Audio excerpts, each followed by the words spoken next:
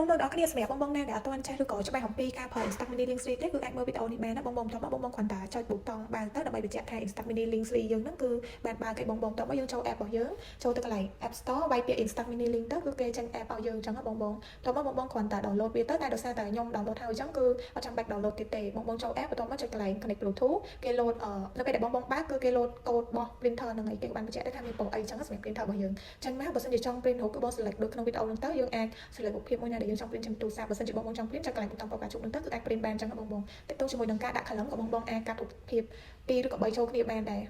ដូចក្នុងវីដេអូហ្នឹងចឹងខ្ញុំជ្រើសយករូបរបស់ Instax Mini 12បងតោះមកយើងជ្រើសហើយយើងអាចបង្វិលបានដូចគ្នាហើយបងគ្រាន់តែចុចអាកន្លែង print ហ្នឹងទៅគឺអាច print បានឥឡូវចូលមកដល់បើសិនជាបងចង់ដាក់ frame ជារូបផ្កាឬក៏បេះដូងអញ្ចឹងក៏បងអាចដាក់បានដែរដូចក្នុងវីដេអូហ្នឹងអញ្ចឹងបងឥឡូវនេះខ្ញុំរើសយករូប frame បេះដូងបងមានន័យថាដូចគេ edit រូបភាពដើម្បីដាក់